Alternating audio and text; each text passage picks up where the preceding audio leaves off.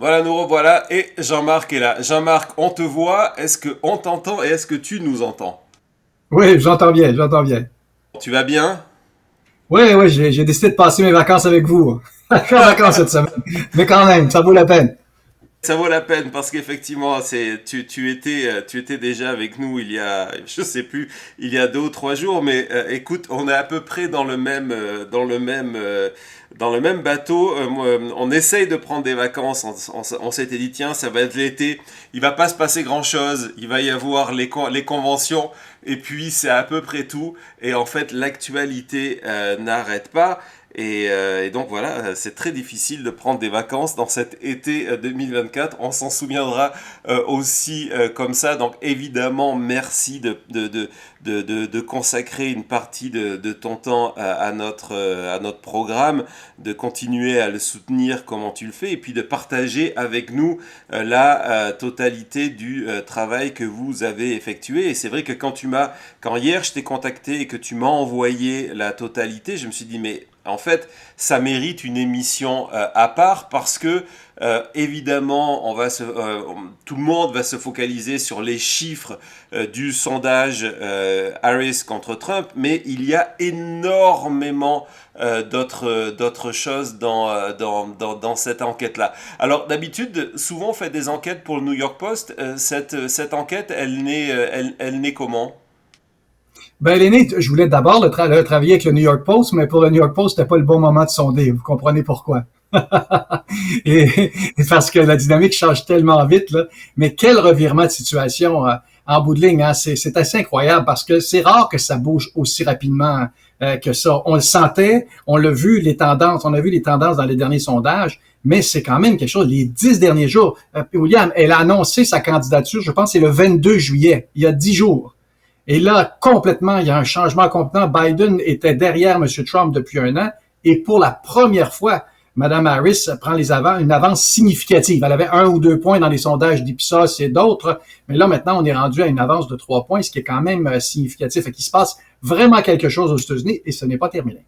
Oui, et puis ce que tu nous avais dit la dernière fois et qui était extrêmement intéressant et qui avait vraiment connecté avec nos spectateurs, c'est le fait que les événements prennent un petit peu de temps pour arriver dans les sondages.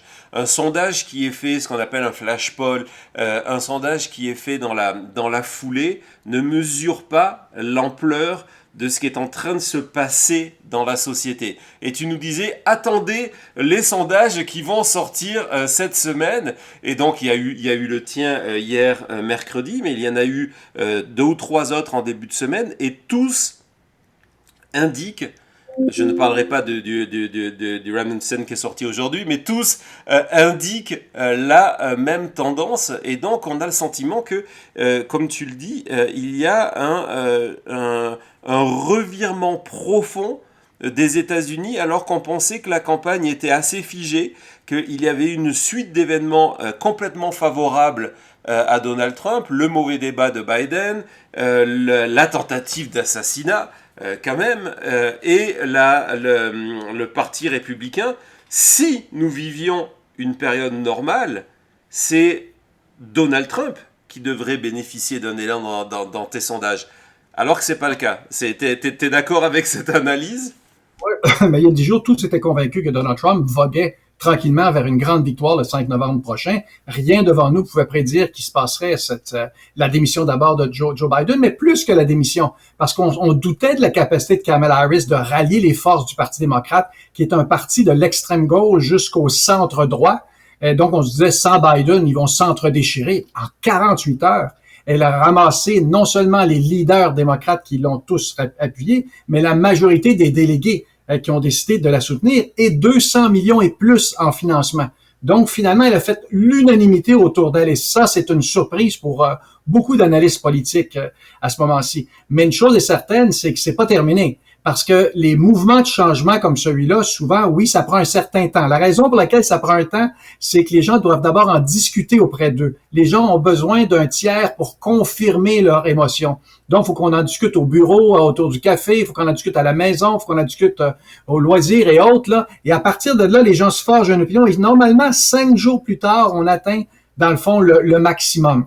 Là, à ce moment-ci, à mon avis, elle atteint peut-être son maximum, mais là, il y aura le colistier, il y aura d'autres événements, la Convention démocrate, qui vont permettre de maintenir cette flamme-là. Et du côté républicain, ben, c'est la catastrophe, on pourra en parler plus tard, là, mais de jour en jour, c'est la catastrophe. Si vous avez écouté l'entrevue hier de Donald Trump auprès des journalistes américains, c'est catastrophique, là.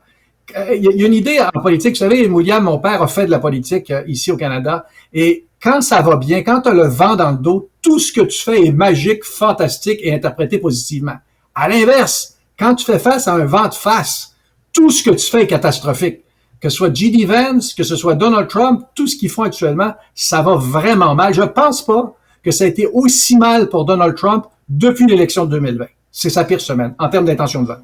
Ouais, non, non, c'était d'ailleurs le cadre de l'émission hier, de dire qu'il était réellement en difficulté. C'était pas juste une perception, mais il y avait une accumulation d'événements négatifs, et donc il y a une tentative du côté du camp Trump, et hier ça en faisait partie. On va en parler dans les prochains jours de cette utilisation de la carte, de la stratégie du racisme chez Trump. On en parlera dans quelques jours, mais c'est une tentative d'essayer de reprendre le contrôle, parce qu'on a le sentiment depuis en fait l'entrée en campagne de Kamala Harris que Donald Trump, la campagne Trump n'existe plus, ou alors ils existent juste pour en souligner les faiblesses, les défauts, etc., etc. Je suis d'accord avec toi. C'est une des pires semaines de la vie politique de Donald Trump. Même si on remonte à 2016, c'est rare d'avoir une aussi longue période de presque 10 jours où Trump n'arrive pas, parce que c'était toujours une de ses forces, peut-être parce que c'est un ancien producteur en termes de télévision, de show, etc., d'arriver à reprendre le dessus sur l'information et d'exister. C'est quelque chose qu'il n'a pas arrivé à faire. Je te propose de rentrer dans les chiffres de ton enquête. Donc, ça j'ai pris le visuel sur ton compte Twitter ce matin, parce qu'il fonctionne très bien, il est très clair, etc., etc. C'est le résultat de votre enquête en face à face. Moi, ce qui va m'intéresser après, on va y venir, ce sont les enquêtes que vous avez fait lorsqu'il y a plusieurs candidats, des petits candidats, etc. Je voudrais juste que tu précises sur ces chiffres-là, parce que votre enquête s'est intéressée à la fois sur des électeurs inscrits et des électeurs probables, les likely voters. Et donc ça, ce sont les chiffres de ton likely voters. Pourquoi ce sont ceux-là que tu mets en avant? Parce que c'est la clé aux États-Unis. Parce qu'en réalité, pardon, il y a 3 chiffres qu'on présente. Le premier, c'est l'ensemble des voteurs qui sont inscrits. Ça nous donne 47-47, une égalité à cet égard-là. Le chiffre réel, c'est ceux qui vont aller voter, parce que ceux qui ne vont pas voter ne sont pas intéressants. Et déjà, il y a plus du tiers des Américains qui disent « Moi, je ne voterai pas à l'élection ». Fait qu'eux, ils ne nous intéressent pas parce qu'à la fin, ils n'auront pas d'influence. Et c'est là qu'on voit qu'il y a un changement d'enthousiasme. Normalement, chez les électeurs qui sont likely voters, qu'on appelle en anglais, donc probablement qu'ils aient voté, des électeurs probables, Donald Trump fait mieux que l'ensemble de la population. Cette fois-ci, c'est l'inverse. C'est Kamala Harris qui fait mieux. Donc, ce résultat est celui-là qu'on présenterait comme la prédiction électorale en réalité, à 49-46 à ce moment-ci. Je rappelle ce que j'ai dit samedi dernier, William, le 46 de Donald Trump, là, c'est son plancher et son plafond. C'est ça qui est assez particulier dans ce cas-ci. C'est 46%, là, il a de la difficulté à faire plus. Il a fait 46% en 2020, 47% en 2016, 47% en 2020. Il est encore à 46% aujourd'hui. Dans une lutte à deux, c'est ce qui est là. De l'autre côté, du côté démocrate, Joe Biden avait fait 51% en 2021. Il était tombé autour de 42-43 dans ses pires sondages post-débat. Et là, à ce moment-ci, vous voyez que Kamala Harris ramasse tout le vote, particulièrement le vote des tiers partis. Là, vous avez un tableau qui est plus large, hein, le tableau qui vraiment... Je voulais qu'on regarde justement cette courbe, qui est l'illustration suivante, qui est justement, c'est pour illustrer ce que tu voulais, que tu disais avant de porter dans le tableau, c'est qu'on voit qu'en fait, le candidat démocrate, que ce soit Biden ou Harris, n'a jamais été aussi haut depuis le début de votre enquête que maintenant. On est vraiment dans cette configuration-là, c'est ça? Oui, prenez l'autre tableau précédent qui a présenté, je vais vous montrer pourquoi. Le tableau, regardez, vous avez plusieurs colonnes, on va se concentrer sur la première colonne qui est le 47-47. Ensuite, dans les likely voters, c'est ça qu'on fait. Les likely sont les 41. Regardez la colonne mâle et femelle, mâle et femelle en anglais, pardon, hommes et femmes. Vous avez chez les femmes le 55%, qui est le premier facteur qui démontre la montée de Kamala Harris, le vote auprès des femmes. C'est une montée de 5 points par rapport à mon enquête précédente.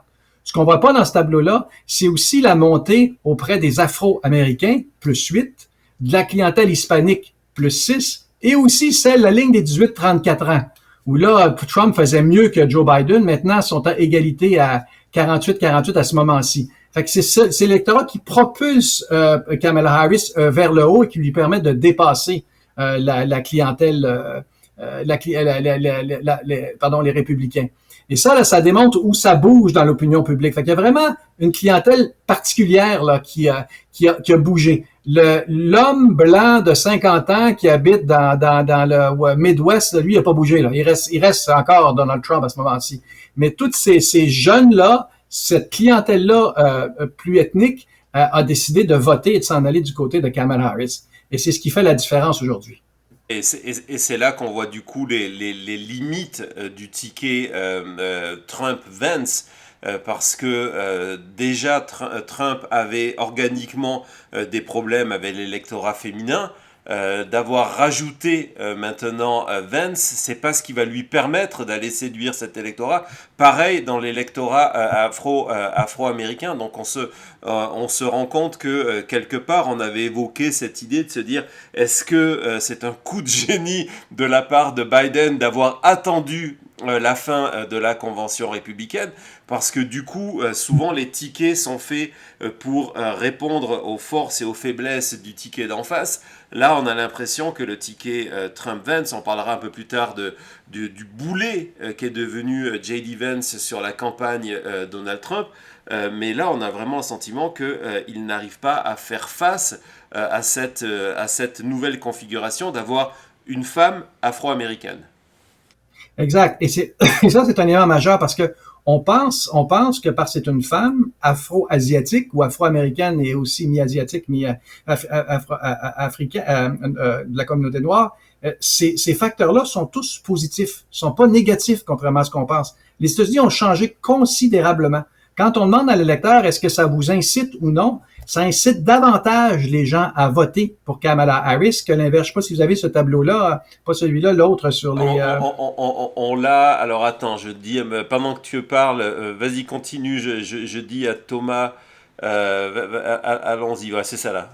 Non, c'est pas celui-là. On continue, mais continuons.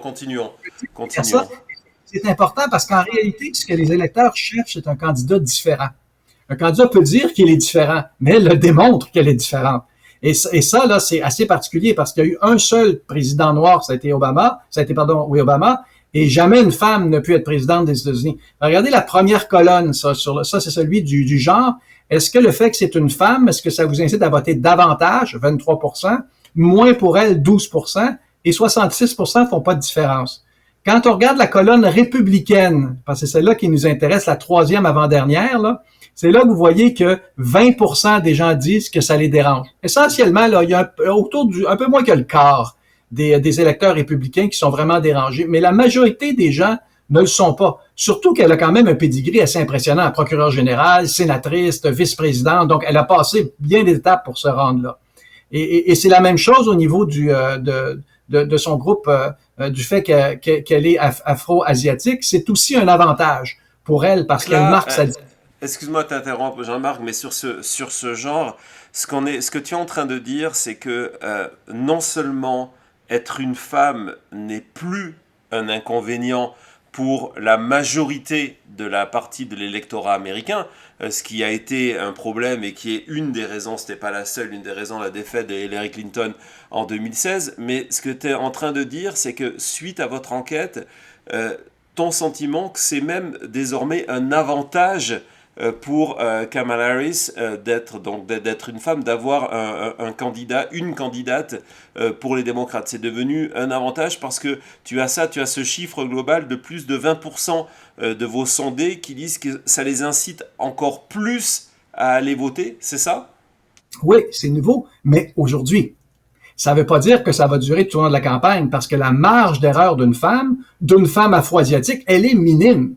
Et donc, à partir de là, aujourd'hui, comme lancement de candidature, pour marquer la différence et surtout sortir de la vieille bataille de deux vieux hommes blancs de 78 et 81 ans, la candidature de Kamala Harris, elle est parfaite. Bon, ayant dit ça, il y a une limite. Parce que durant la campagne, elle va se faire attaquer. Le fait qu'elle est une femme, si elle est choquée, c'est perçu comme quelqu'un qui perd le contrôle, alors que si un homme est choqué, c'est perçu comme un leader fort. Bon, c'est pas terminé, ce débat-là. Mais aujourd'hui, au moment où on se parle, le sondage, c'est aujourd'hui, là, c'est plus un avantage qu'un inconvénient. Ouais, donc ça c'est complètement nouveau et en fait en plus ça correspond à des changements démographiques aux États-Unis et une réalité électorale qu'il ne faut jamais oublier. Les femmes votent plus que les hommes, donc il y a plus de femmes aussi inscrites sur les listes électorales. En 2016, et c'est ce qu'il n'avait pas réussi à faire en 2020, en 2016, Donald Trump avait réussi à convaincre plus de femmes que Hillary Clinton, entre autres en jouant la carte de la sécurité, en disant qu'il allait garantir la sécurité de leur famille, de leurs enfants, etc., etc. C'est un sujet qui risque de revenir très très fort dans les prochains mois, parce que tout à l'heure on parlait de difficultés de Trump. Il n'y a plus beaucoup, hein, on est à 14 jours, je crois, 95 jours de l'élection, il n'y a plus beaucoup d'occasions de rebondir. Donc pendant ce temps, Thomas nous montrait ce que tu disais donc sur le fait qu'elle est afro-asiatique et que donc c'est aussi, ce n'est pas un inconvénient. Barack Obama est passé par là, elle a été vice-présidente et donc on a aussi là aussi, au jour d'aujourd'hui, comme tu dis, à l'instant, une partie des Américains qui se sentent encore plus prêts à aller voter. Donc j'imagine que tu as pu détailler ce chiffre-là et voir à quoi ça correspond. Est-ce que par exemple c'est un élan qu'on retrouve aussi bien chez les Afro-Américains que chez les Hispaniques? Comment tu vois cet élan par rapport aux origines de Kamala Harris? C'est ça, parce qu'il y a une effervescence auprès de cette clientèle-là qui donne une raison de voter. Parce que la difficulté, c'est que pendant 2 ans, Trump était au centre de la conversation, on haïssait Donald Trump. Depuis environ 2 mois, c'était Joe Biden qui était au centre de la discussion, en disant « il est trop vieux, il est trop vieux, il est trop vieux », et on oublie. Avec le retour de Kamala Harris, c'est complètement différent. Le débat a été évacué sur Donald Trump et ses capacités cognitives. Là. Aujourd'hui, c'est un débat où on se dit « regardez, si vous voulez pas voter Trump, vous avez une alternative ». Et tous ceux, dans le fond, qui veulent pas voter Trump, ont une alternative qui est crédible jusqu'à maintenant. Elle peut faire un faux pas rapidement. Parce que l'avantage d'être nouveau dans la campagne, c'est que le potentiel à la hausse est important, mais la gaffe est aussi possible parce qu'elle n'a pas été testée par le primaire. Donc, il y a toutes sortes d'arguments qui vont arriver au cours des prochaines semaines. On verra comment il va réagir. On a posé la question d'ailleurs, est-ce qu'il y a une possibilité que vous votiez pour Kamala Harris? Avant de passer à celui-là, là, c'est 55... vas-y Thomas, ça doit être la 6. Parce que cela est intéressant, voilà. Exact. On va la comparer avec Trump. Mais vas-y, parle de celle-là et puis après on va la comparer avec Trump. Et je pense qu'il y a vraiment un enseignement extrêmement intéressant là-dessus. Mais vas-y, je te laisse la parole. Exactement, c'est le potentiel à la hausse. Ça ne veut pas dire qu'ils vont voter pour, mais il y a des Américains là-dedans qui sont encore entre les deux, qui prennent le temps de choisir. D'ailleurs, William, il y a juste de nouveau dans le sondage, c'est qu'il y a plus d'indépendants que de démocrates et de républicains dans l'électorat américain. Ça, c'est nouveau, là, ce phénomène. Avant là, les indépendants, c'était plutôt marginaux. D'élection en élection, ça grandit. Là, on est rendu à 33% des électeurs qui se disent indépendants, donc qui peuvent changer, fluctuer d'un côté ou de l'autre. Et cette question-ci, le 55%, c'est qu'on a vu tout à l'heure que Kamala Harris pouvait ramasse aujourd'hui 49%. Mais il y a jusqu'à 55% des électeurs qui disent, regardez la question ouverte, là. Est-ce que c'est possible que vous votiez pour Kamala Harris? Dans le fond, il y a 45% qui disent, no way, je ne voterai pas pour Kamala Harris. Mais il y a 55%. Donc, il y a encore un potentiel à la hausse. Ça ne veut pas dire qu'ils vont voter pour elle. Mais ça démontre juste qu'il y a une propension à la hausse possible. Regardez l'autre question pour Donald Trump. Il est à 40. C'est ce que j'allais te dire, c'est en termes de potentiel, quand on compare avec le potentiel de Trump, ce sont des chiffres qui sont troublants pour Trump, parce que finalement, on retombe sur cette espèce de plafond qui est le sien à chaque élection, c'est ça, hein? Exactement. Et c'est là la difficulté pour Donald Trump, c'est qu'il n'y a pas de potentiel à la hausse. Il ne peut pas se permettre de perdre beaucoup de candidats. Et c'est un candidat qui est assez exceptionnel dans sa manière d'être. Là. C'est un candidat qui est unique, mais il est pas assez intelligent pour aller chez les électeurs indépendants, les électeurs de centre, les électeurs qui sont pas MAGA. Là. Fait que la conséquence, c'est qu'il y a beaucoup de gens qui voteront jamais pour lui. Fait que non seulement c'est pour ça que le résultat est bon pour Kamala Harris, mais le potentiel pour l'avenir demeure. Bon, il faut dire qu'il y a une effervescence à court terme. Est-ce que cette excitation-là va durer longtemps? Parce qu'elle a libéré les forces de tout ce qui est anti-Trump dans la campagne. Et c'est là qu'on peut revenir au tableau que vous avez présenté sur l'intention de vote avec tous les candidats. Qui a une limite aussi comme information, mais que ça nous donne quand même un indice. La limite, c'est que beaucoup de candidats ne seront même pas sur les bulletins de vote dans certains États. Donc, il n'y aura pas une capacité de voter pour ces gens-là. Mais si on teste le nom de Kennedy dans la campagne, prenez la première colonne, juste la première colonne. Là, si on rajoute, voici le choix que vous auriez. Kamala Harris retient son 48% du vote. Et là, Trump est à 41%. Parce que les Kennedy, Cornel West, Jill Stein ou des gens qui sont pas capables de se fixer encore, mais qui disent qu'ils vont aller voter, se distribuent. Avant, Robert Kennedy allait chercher plus de votes à Joe Biden qu'il allait en chercher à Donald Trump. Aujourd'hui, c'est l'inverse. Il va chercher Robert Kennedy, certains sont irrités par sa présence, là, mais aujourd'hui, là, il nuit énormément à Donald Trump dans cette campagne-ci. Parce que c'est un candidat qui est à 4-5%. Et comme j'ai dit la dernière fois, il va faire un peu moins que le score que j'ai en sondage par expérience. C'est qu'il n'y a pas d'organisation électorale, il ne sera pas sur tous les bulletins et tout ça, mais il a une force de nuisance extrêmement importante. Et même si c'est un démocrate, en théorie, il y a des positions très républicaines sur certains enjeux. Et quand on voit ça, on voit que la distance, elle est élevée entre les deux. C'est pas une question finale. Je préfère le 49-46 parce que la campagne va focusser sur les deux candidats. Mais ça démontre que le vote Trump demeure fragile. Là. Il est sur la défensive depuis 10 jours. Ouais, non, exactement. Et ce que moi je trouvais intéressant dans cette possibilité-là, évidemment, elle changera d'état par état. C'est que, comme tu le dis, elle montre la fragilité du chiffre Trump et démontre ce qu'on disait, on en avait parlé toi et moi lors des missions, c'était que il y avait une partie du vote démocrate qui refusait d'aller se figer sur Joe Biden. Le calcul de Joe Biden était de se dire, lorsqu'on se rapprochera après la convention, lorsqu'on se rapprochera de l'élection, ces gens-là rentreront à la maison.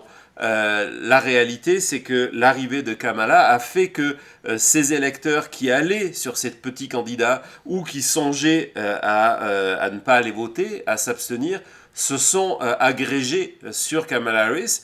Et on se rend compte que ce qui reste, ce sont sûrement des électeurs qui ne veulent pas, qui ne sont pas démocrates, et qui ne veulent pas voter pour Donald Trump. Et là, on voit vraiment une faiblesse et un écart très important dans ce qui sera, pour moi, la réalité de cette élection, le fait que il va y avoir une partie des voix qui va s'éparpiller chez ces petits candidats. Donc c'est pour ça que je trouvais que c'était très intéressant.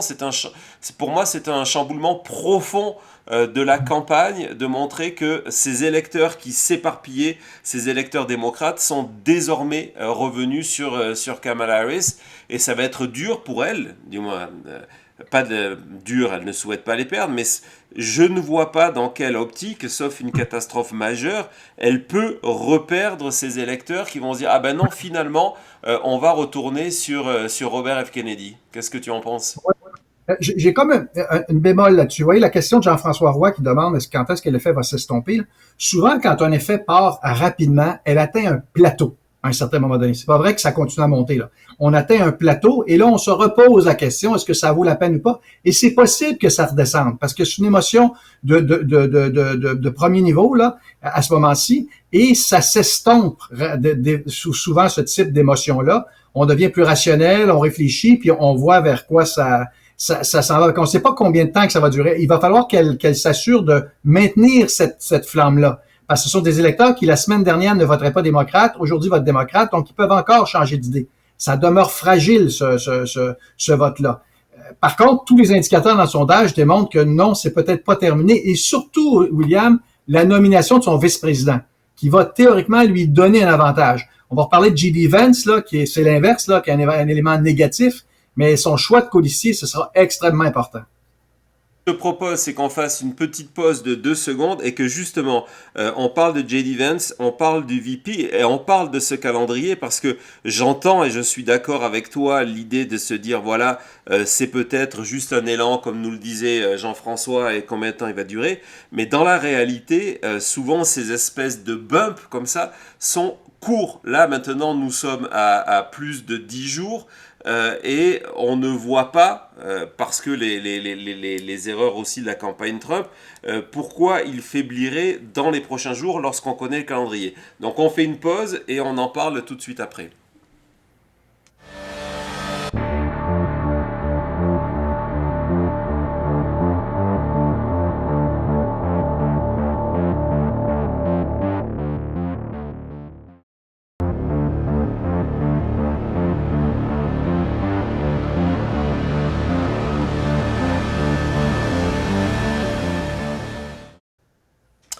Voilà, nous revoilà, merci. Vous êtes très nombreux au rendez-vous, très nombreux à venir nous soutenir le programme via Super Chat. Merci à tout le monde. N'hésitez pas, hein, vous avez vu là, Jean-Marc vient de rebondir sur une question de Jean-François Roy. N'hésitez pas à poser vos questions. On essaiera d'en prendre quelques-unes lorsqu'on aura fini d'explorer cette enquête, ce sondage choc où il y a une tonne d'enseignements. Et donc, Jean-Marc, je te propose justement, avant de parler du boulet J.D. Vance, de revenir sur ce calendrier.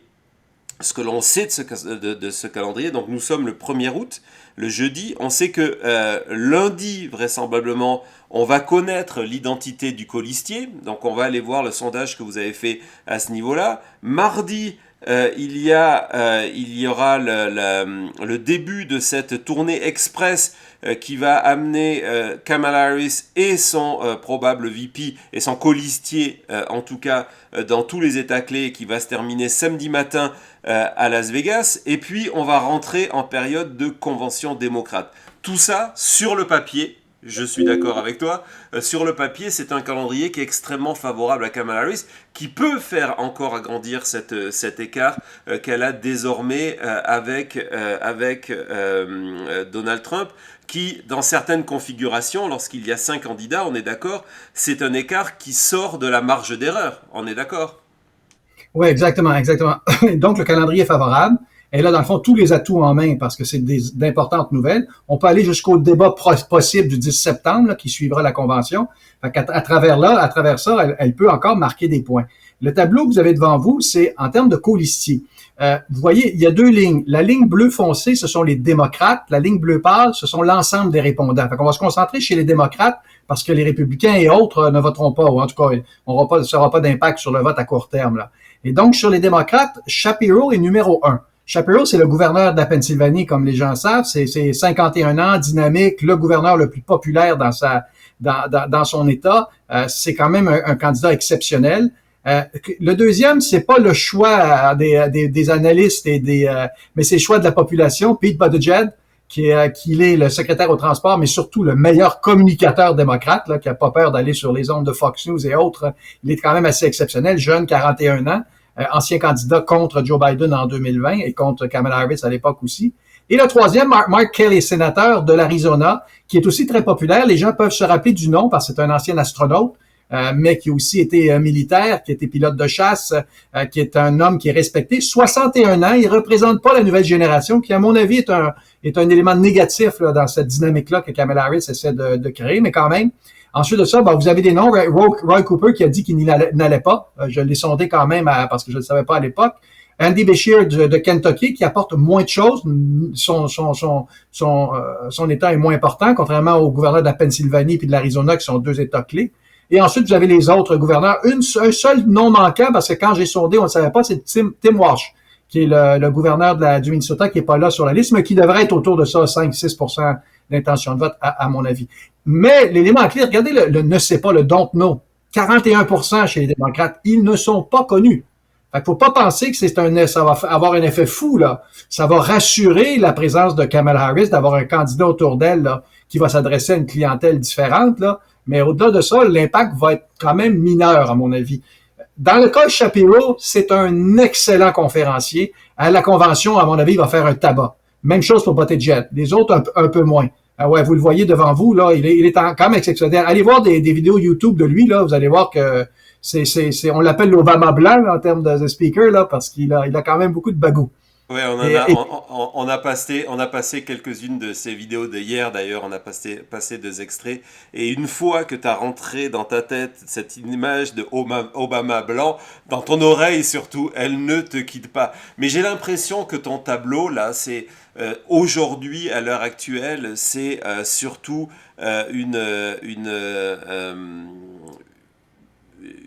presque une enquête de popularité. En fait, et c'est quelque chose qui, du coup, tu me dis si je me trompe, peut basculer très rapidement. Et donc, c'est un avantage et un inconvénient. Lorsque tu as 41% ou 59% du public en général qui ne connaît pas une personne, ça laisse la possibilité de le définir de manière assez favorable. C'est beaucoup plus dur, et c'est d'ailleurs ce que vient de faire de manière assez unique Kamala Harris, de partir avec un candidat qui a déjà des opinions tranchées, qu'elles soient favorables ou négatives. Dans le cas de Kamala Harris, elle avait quasiment autant d'opinions négatives que Joe Biden et que Donald Trump, et elle a réussi à inverser cette course. Donc, est-ce que tu n'as pas le sentiment que c'est un avantage pour les démocrates d'arriver avec quelqu'un qui soit complètement neuf et d'avoir cette période assez courte, 96.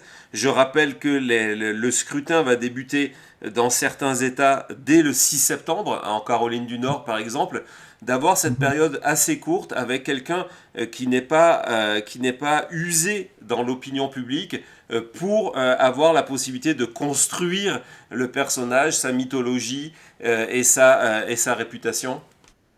Oui, ben exactement, exactement. Ils ont le temps de le définir, à moins que l'opposition le définisse, parce que comme J.D. Vance, en théorie, ils ont le temps, mais c'est de plus en plus négatif à tous les jours. On en parle dans quelques minutes, là. Oui, c'est possible. Mais moi, je pense que derrière ça, dans ce choix-là, le critère numéro un, c'est la compétence. En politique, on fait beaucoup état du marketing, de l'image, tout ça. Tu peux pas construire une image fausse longtemps. Mais pour moi, là, c'est d'abord de la compétence. C'est pour ça que les gouverneurs ont toujours un avantage sur les autres. Parce que eux, un gouverneur, c'est comme au Québec, un premier ministre, quelqu'un qui sait comment gérer. Ce qui n'est pas le cas pour Pete Buttigieg. Il a été maire d'une municipalité, ça va. Secrétaire au transport, c'est mieux. Un sénateur, par exemple, Mark Kelly, ça n'a pas d'expérience de gestion, ça. Ça s'en va à Washington voter des lois, là. Fait que ça a plus une expérience politique. Et ça, la compétence, c'est un premier élément. Le deuxième, c'est ce qu'ils apportent. L'État de Pennsylvanie, 19 personnes au collège électoral, c'est quand même assez porteur. L'Arizona aussi est importante, je pense que c'est 10 de mémoire en Arizona, mais quand même, Pennsylvanie est en avance. Et le troisième élément, pour moi, le troisième critère, c'est la proximité avec le chef. Ils vont être ensemble de façon intensive pendant les 90-95 prochains jours. Là. Il faut, et même après, s'ils sont élus, donc ça prend cette proximité. Donc, on n'a pas tous les détails.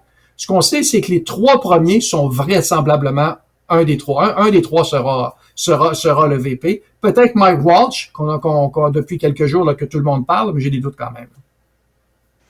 Non, c'est ce qui est intéressant avec Shapiro, c'est que généralement un VP apporte entre 0,5 et 2% de voix en plus sur le ticket dans son État. Et comme tu l'as dit, je vous rappelle que l'élection américaine n'est pas une émission au suffrage direct, et, excusez-moi, et qu'il faut donc 270 grands électeurs, et que la Pennsylvanie, dont il est le gouverneur, tu l'as très bien souligné, qui est extrêmement populaire, y compris chez les indépendants, ce qui est vraiment clé, y compris chez une partie des républicains qui rejettent Donald Trump, qui est aussi une partie de l'électorat importante. On l'a vu au moment des primaires avec les scores faits par Nikki Haley.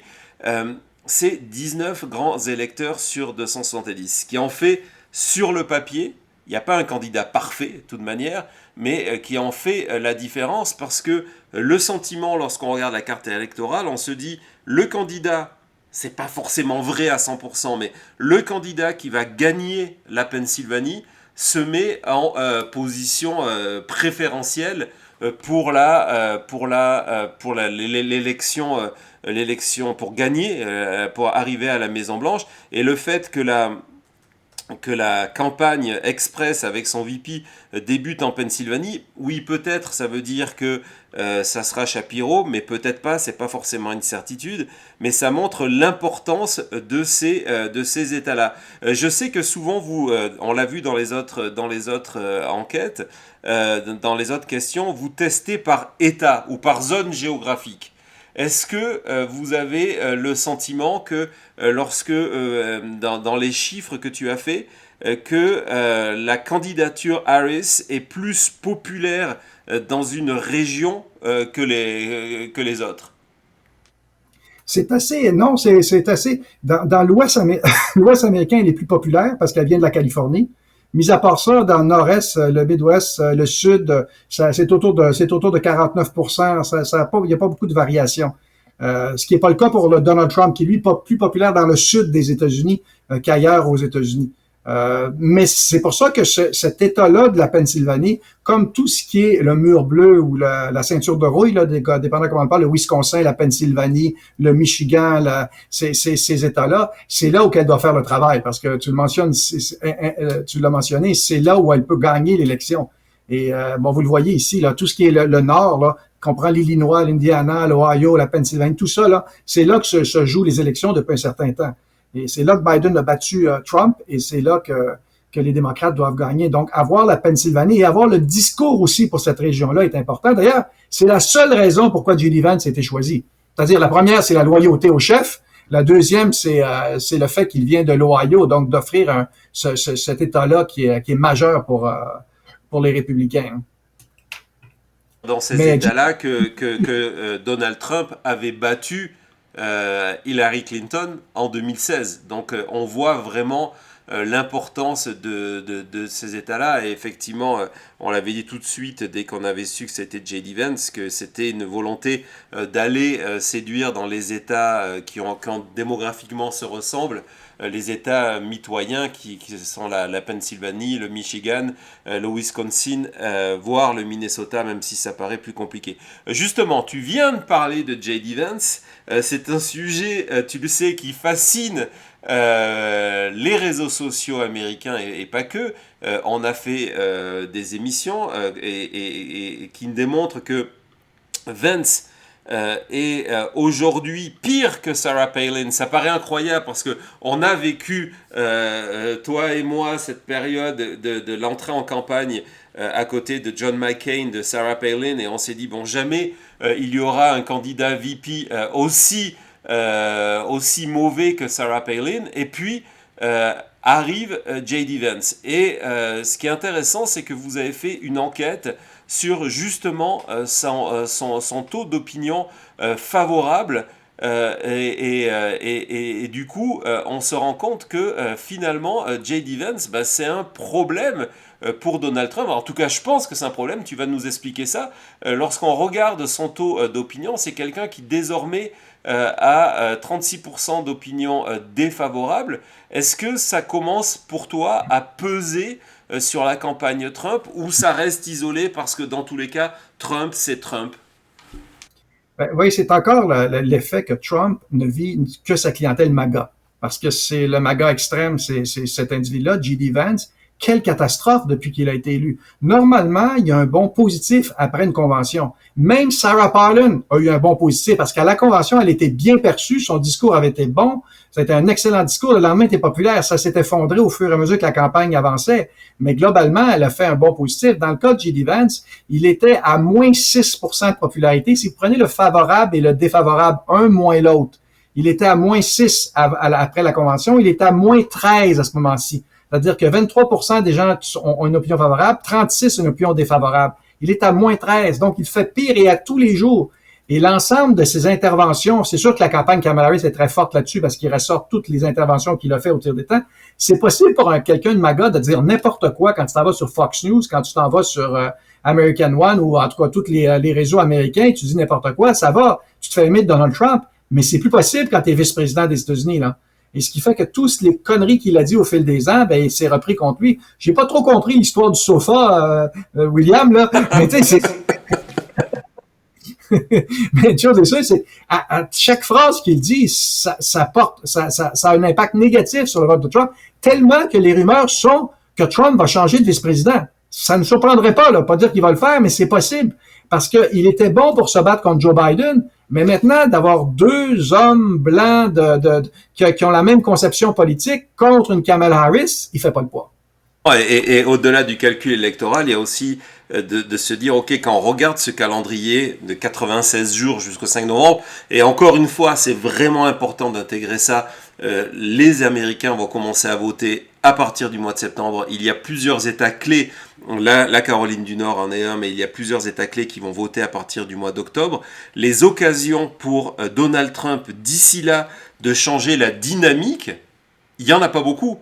Il y a peut-être les débats. C'est pour moi, je suis certain qu'il va faire participer au débat parce que désormais, il en a besoin. Mais sinon, sur le papier, il n'y a pas grand-chose. Et c'est pour moi ce qui me fait penser de me dire, bah tiens, pourquoi pas changer de vice-président pour reprendre la main au-delà de ce qui est catastrophique aujourd'hui, au-delà du fait que c'est un ticket qui n'est pas adapté à la candidature de Kamala Harris, le fait simplement de se dire il va falloir faire quelque chose. Donc c'est pour ça que cette idée complètement folle qui a été pratiquée une seule fois en 1972, 19 jours après la convention démocrate, c'était un démocrate, c'est pour ça qu'aujourd'hui elle est probable, parce qu'il va falloir que Trump existe dans ce calendrier que tu as répété d'événements qui sont en tout cas, qui sur le papier, encore une fois, sont favorables à Kamala Harris.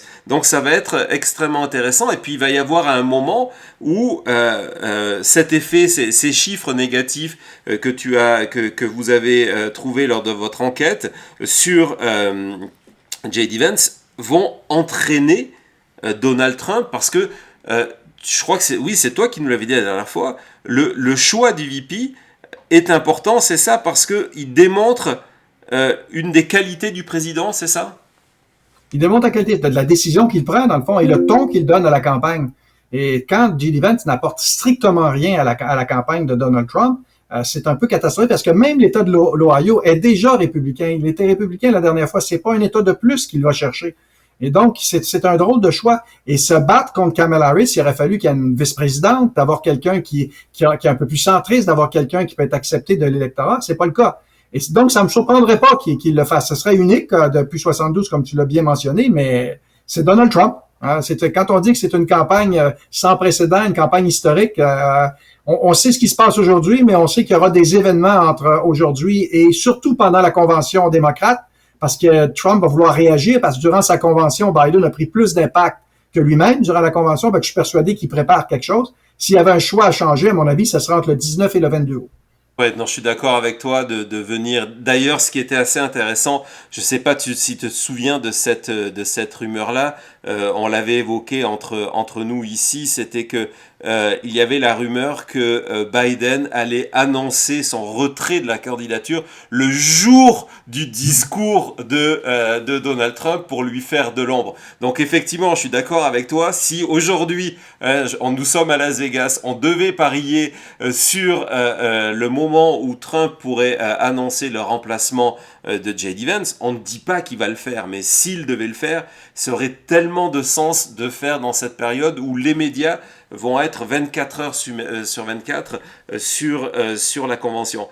Tu parlais d'une campagne exceptionnelle, on a quasiment oublié, et c'est fou, on a quasiment oublié le fait qu'il y a maintenant une quinzaine de jours, il y a eu une tentative d'assassinat contre Donald Trump. Et dans votre enquête, vous avez tenté de mesurer le climat des États-Unis sur cette violence politique. Ça aussi, je trouvais que c'était quelque chose qui était vraiment différent et intéressant.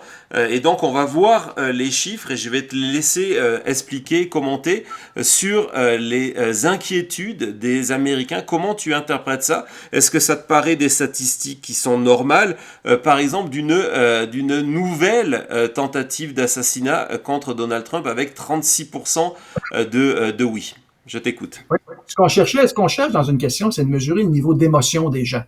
Les gens savent pas ce qui va se passer. Mais la peur, c'est ça qu'on voulait mesurer, le niveau de peur. Au global, c'est 36% des gens qui ont peur qu'il y ait une nouvelle tentative d'assassinat. Mais la colonne qui nous intéressait, c'est celle des républicains. Troisième colonne, avant la fin, le chiffre qui est en vert. 61%, donc 6 électeurs républicains sur 10 ont peur que leur candidat se fasse assassiner. Essentiellement, c'est ça. Ça crée un climat de tension, là. Ça, encore une fois, c'est une statistique qui est inédite, jamais vue, jamais mesurée au fil des temps, peut-être après l'assassinat de Kennedy, peut-être dans les années 60 avec Lyndon B. Johnson, peut-être c'est possible, d'une part. Et ce qui fait que ce sentiment-là existe encore dans la campagne électorale. M. Trump a essayé de marquer le maximum de points avec son attentat, mais aujourd'hui, depuis la démission de Joe Biden, c'est parti ailleurs. On a aussi posé la question sur Kamala Harris, parce que si un est à risque, l'autre aussi est à risque dans une campagne électorale. Et là, on se retrouve quand même avec un 30% de l'électorat qui disent que Harris pourrait. Ils ont peur que Kamala Harris ait face à une tentative d'assassinat. Et regardez les démocrates, donc la deuxième avant-dernière, on est à 45%, donc près d'1 sur 2. Fait qu'il y a quand même une tension de ces gens-là. Imaginez, vous allez dans un événement politique, Donald Trump ou Kamala Harris à l'extérieur, vous regardez autour, hein? Vous regardez autour, est-ce qu'il se passe quelque chose? Parce qu'il y a un sentiment aux États-Unis de peur quand tu participes à des rassemblements publics en général et des rassemblements politiques aussi. Fait que c'est quand même un sentiment qui est dans la campagne, qui risque de durer jusqu'à la fin de campagne, en espérant qu'il y aura pas d'autres événements de ce type-là d'un côté ou de l'autre. Ouais, moi quand j'ai vu vos deux tableaux, je me suis dit, je fais un parallèle avec cette peur qui est désormais inscrite dans l'inconscient, le subconscient, l'ADN de chaque Américain de se retrouver dans une fusillade. Tu n'y penses pas dans une fusillade de masse, tu n'y penses pas au quotidien, mais inconsciemment, c'est là. Ça vient peser. Dès qu'il y a un bruit suspect, moi ça m'est arrivé dans des lieux publics, tu as un bruit suspect ou une rumeur d'assassinat, c'est vrai, une rumeur de fusillade, c'est là que tu vois qu'il y a un traumatisme qui est là. Et pour moi, ces chiffres montrent que nous sommes dans une démocratie, mais que il y a cette idée que la violence politique est une possibilité réelle. Même là, on se dit, tiens, il y a déjà eu une tentative d'assassinat sur Trump, il n'y en aura pas une deuxième, ou il n'y en aura pas une sur Kamala Harris. Mais en fait, c'est inscrit dans l'inconscient des électeurs, et ça va avec toutes les enquêtes que l'on a sur la division de ce pays, les volontés de certains de faire sécession, etc., ce recours à la violence. Moi, c'est vraiment, je ne sais pas si tu partages ça, mais c'est ce qui m'a vraiment... pas perturbé, mais qui m'est venu me chercher en lisant ces chiffres-là, en me disant la violence est inscrite dans l'ADN de l'électeur américain. Oui, pour ceux qui nous écoutent, puis pour les Français en particulier, il y a 3 grandes différences dans la culture américaine. Celle-là, cette violence-là, la présence des armes à feu, elle est réelle. Quand vous promenez à New York ou à Los Angeles, vous la voyez pas. Mais quand vous allez dans le centre des États-Unis, vous allez dans des États où les gens portent le fusil à la ceinture, vous voyez, c'est une dynamique différente, là. Et ça fait partie de la dynamique, parce que la violence, quand on porte une arme à sa ceinture, c'est justement parce que tu vis dans une société où tu te dis, gars, je dois me protéger parce que l'État ne me protégera pas. C'est vraiment un élément de la dynamique américaine. J'en rajouterai 2 autres dans l'émission, si tu me permets, William, c'est l'effet de nouveauté. Contrairement aux Français ou même aux Québécois, les Américains aiment la nouveauté. C'est pour ça que l'effervescence, on en a parlé samedi, on s'est dit, regardez, ça démarre parce que c'est quelque chose de nouveau. Mais la nouveauté dure jamais longtemps. Donc ça, c'est un deuxième sentiment. C'est pour ça que ça peut bouger à court terme. Il y a une sorte d'humeur à court terme. On va voir si ça va durer. Et le troisième facteur, le plus important, c'est que les Américains, le lendemain d'une élection, ne se demandent pas pour qui tu as voté. Ils se demandent si tu as gagné tes élections. Les Américains aiment gagner. Fait que l'effet de Kamala Harris, actuellement, c'est pas juste l'effet que je vote pour Kamala Harris. Les Américains veulent être du bon bord. Ça comprend le financement, ça comprend les leaders, ça comprend parce que le pouvoir américain est dans les mains du président. Tu veux pas être contre lui. Fait qu'à un certain moment donné dans la campagne, quand on s'est aperçu que Donald Trump était pour gagner, vous avez eu les mouvements de millionnaires derrière lui, vous avez les mouvements même de certains artistes, j'inclus Hulk Hogan à l'intérieur de ça, qui se disent, gars, il est incroyable parce qu'on veut être proche du président qui a un vrai pouvoir, beaucoup plus que le président français. Et là, aujourd'hui, vous avez vu derrière les milliardaires hier ou les gens de Silicon Valley qui appuient tous maintenant Kamala Harris. Vous voyez les artistes qui commencent à sortir Kamala Harris. Il y a comme l'effet inverse. On veut être du côté du plus fort et du gagnant. Le winner à l'américaine, là, ça fait partie de la culture aussi américaine. Et c'est ce qu'on voit habituellement, c'est Donald Trump qui en a bénéficié. Aujourd'hui, à court terme, c'est Kamala Harris qui en bénéficie. Fait qu'il faut pas regarder l'élection américaine sous notre œil français ou québécois, là. C'est une réalité tout autre qu'on découvre à tous les jours. Tu fais bien de le préciser, ça fait partie des sensibilités que l'on découvre lorsqu'on on vit dans ce pays ou qu'on connaît très bien ce pays et qu'on est juste voisin, comme c'est le cas, que il y a toutes ces notions-là dont on ne retrouve pas d'équivalence ailleurs. Et cette volonté, et justement, c'était un des problèmes de la candidature Biden, c'est que même si les fondamentaux étaient bons, en termes d'économie qui va mieux, en termes de présence des démocrates sur le terrain, en termes d'argent, il y avait de l'argent qui rentrait dans les caisses de la campagne Biden.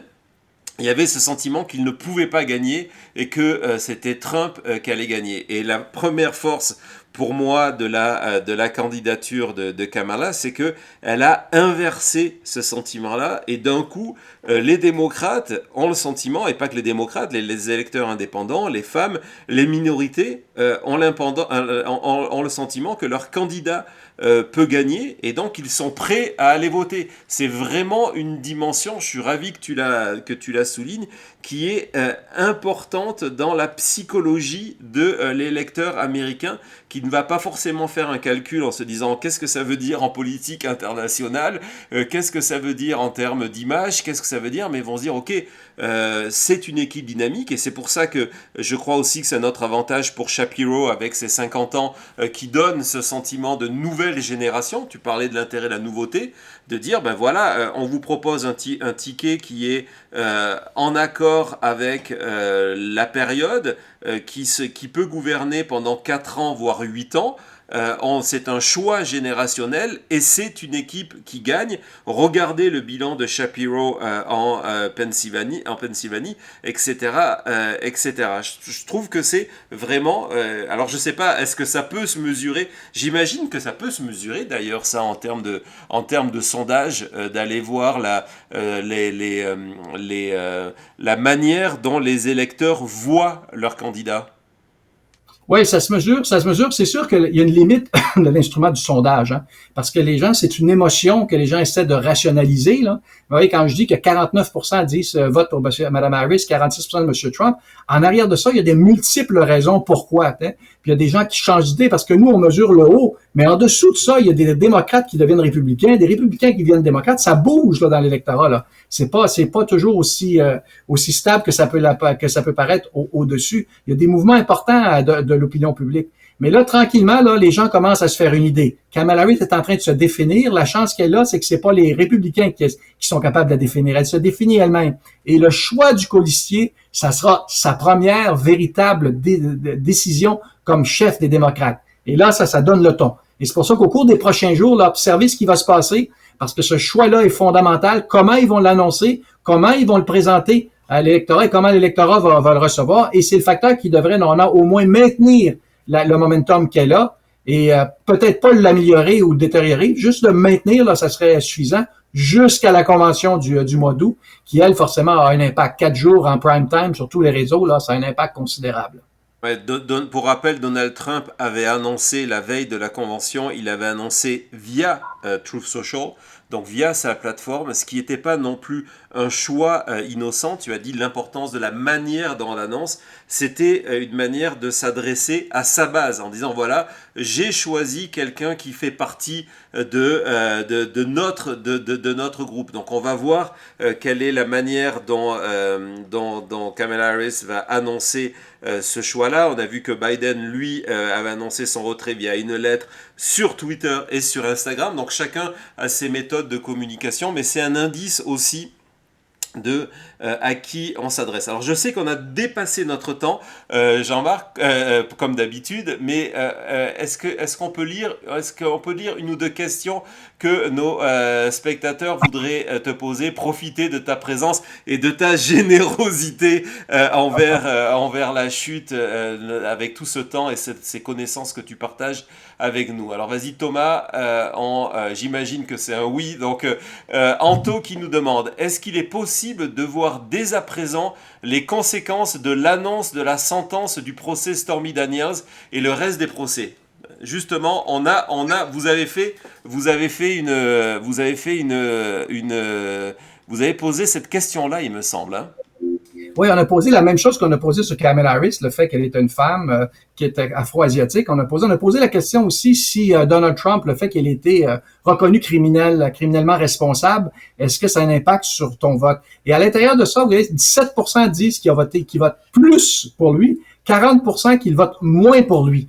Et ça, c'est fondamental, ça, parce que chez les indépendants, la moitié des indépendants disent qu'ils sont portés à moins voter pour Donald Trump. Fait que même si à court terme, ça n'a pas eu un impact considérable, ça a joué pour 3 points dans les intentions de vote et ça s'est estompé rapidement. Il l'a récupéré à cause de la faiblesse de Joe Biden. Mais ça demeure dans la campagne. Et surtout, William, que maintenant, on a un procureur.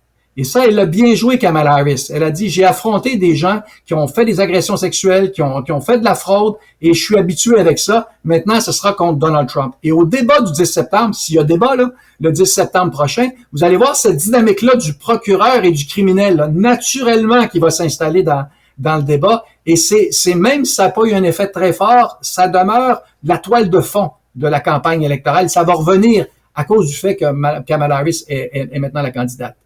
Et au-delà de ça, on parlait de calendrier. Il y a aussi la réalité du calendrier judiciaire qui va revenir perturber la fin de campagne de Donald Trump avec, entre autres, il y a d'autres dates importantes, mais cette date du 18 septembre où le juge Merchant doit annoncer la sentence contre Donald Trump avec la possibilité que, même s'il fait appel, si cet appel est suspensif, c'est à voir, mais la possibilité qu'il se retrouve condamné à une peine de prison. Et donc, ces chiffres-là, j'imagine, vont avoir un impact encore plus considérable si ça s'accompagne début septembre, mi-septembre, d'une peine de prison pour Donald Trump. Ouais, mais ça me surprendrait. Dans la réalité, ça me surprendrait parce qu'avec le jugement de la Cour suprême qui donne une certaine impunité au président pour tout ce qu'il a fait d'actes officiels durant sa présidence, il y a toujours un moyen pour retarder le procès. Fait que la question même là-dessus, comment un juge peut aujourd'hui dire non, non, non, tu vas en prison, tôt ou tard, ça sera contesté. À mon avis, c'est l'électeur qui va décider si oui ou non il sera là. Mais il joue quand même sa vie, Donald Trump, là. Parce que s'il perd, il est vraiment dans le trouble. Parce que là, pendant les 4 prochaines années, ils ont le temps de terminer chacun des procès. Mais je doute qu'on ait un jugement, ou en tout cas que Trump se retrouve en prison. Contrairement à ce que je pensais il y a quelques semaines. Moi, il y a quelques semaines, je dis tôt ou tard, il va se faire avoir. Le système légal américain est trop puissant. Non, non, il aurait réussi à passer à travers le système légal américain. On verra le 18 septembre. Mais à mon avis, les chances sont moins de 3%. Et quand un sondeur dit moins de 3%, c'est la marge d'erreur, William. Ça arrive. C'est ce que j'allais te dire. On est dans la marge d'erreur. De toute façon, je suis persuadé il y aura un appel quoi qu'il arrive. Mais dans tous les cas, ce rendez-vous du 18 va replacer les affaires de Donald Trump le 6 septembre. On n'en a pas encore trop parlé, mais il va y avoir une audience aussi sur son appel autour de sa condamnation pour abus sexuels de Eugene Carroll, etc. Ça va replacer ces sujets devant l'attention des électeurs à un moment où les électeurs commencent vraiment à faire attention à ce qui se passe parce que ils se décident ou ils vont déjà voter. On a une dernière question et après c'est promis, je te laisse retourner à tes occupations. Véro des Lilas qui nous demande que pourrait faire vraiment remonter Trump aujourd'hui. C'est quoi? C'est une October Surprise? C'est une erreur massive de Kamala Harris? Comment tu pourrais imaginer un scénario où Donald Trump rattrape ce retard que Kamala Harris est en train de creuser? Bon, jamais sous-estimer Donald Trump. On a dit qu'il était mort politiquement au moins 20 fois là, depuis qu'il a lancé sa candidature en 2016. Il trouve toujours le moyen de rebondir. À court terme, des fois, il est un peu désemparé, comme ce qui se passe aujourd'hui. Mais à moyen terme, il réussit toujours. C'est loin la campagne. Hein. C'est 96 jours, je pense, là, d'ici l'élection. C'est encore loin. Il y a 10 jours, toutes les conditions gagnantes étaient là pour que Donald Trump gagne la présidence. 10 jours plus tard, toutes les conditions gagnantes sont là. Le sondage le démontre que c'est Kamala Harris qui a les cartes en main pour gagner la prochaine campagne. Qu'est-ce que ce sera dans 10 jours, William? C'est terminé cette campagne-là. On se reparlera dans 10 jours, on fera le point. Mais j'aimerais rappeler que Joe Biden a gagné difficilement en 2020 et il avait 4,5% de plus en termes de vote que Donald Trump. Donc, une avance de 3% qu'on montre aujourd'hui, ça serait quand même une possible victoire de Donald Trump. Quand même. Fait que c'est pas terminé cette campagne-là parce que le collège électoral est ainsi fait que ça l'avantage les républicains. Et la conséquence, c'est que si vous voyez pas une avance d'au moins 4 points et probablement 4,5, ça veut dire que Donald Trump a encore des bonnes chances de gagner. Donc, faites attention. Même dans les pronostics aujourd'hui, il est à 55%. Il y a Polly Market là, qui utilise les pronostics de prédiction électorale. Il est à 55% de probabilité que Donald Trump gagne. Donc, s'il y avait élection aujourd'hui, la possibilité que Trump gagne est encore là. La tendance est extrêmement négative, mais quand même, cette élection-là est jamais terminée. William a mentionné rapidement la notion de la surprise d'octobre. C'est une expression politique là, depuis de nombreuses années. Il y a toujours un événement quelques semaines avant la campagne qui cherche à perturber le résultat final. C'est pas terminé. On va avoir besoin de William pour décortiquer ça là, jusqu'au 5 novembre. Et de tes lumières aussi, et effectivement, c'est ce qui va rendre passionnant les prochains mois. Donc évidemment, je vous invite à vous abonner à la chaîne. Jean-Marc reviendra.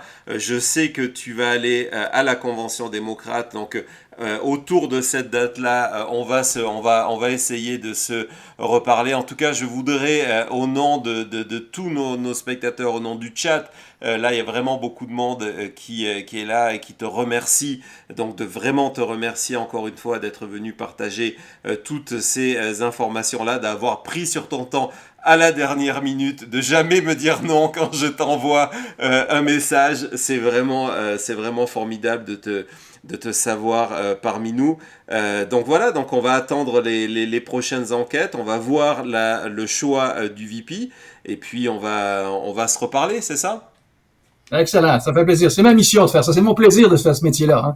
Hein. Léger, on fait le politique, je t'ai déjà dit, William, c'est 1% de mon chiffre d'affaires, mais 99% de mes troubles, parce que les critiques viennent de partout, mais c'est quand même un plaisir intrinsèque d'être capable d'aider les gens à voir clair. Puis merci de donner cette possibilité. Et c'est sûr que non seulement on sent cette passion, mais elle est communicative, et c'est ce qui rend toutes tes interventions aussi intéressantes.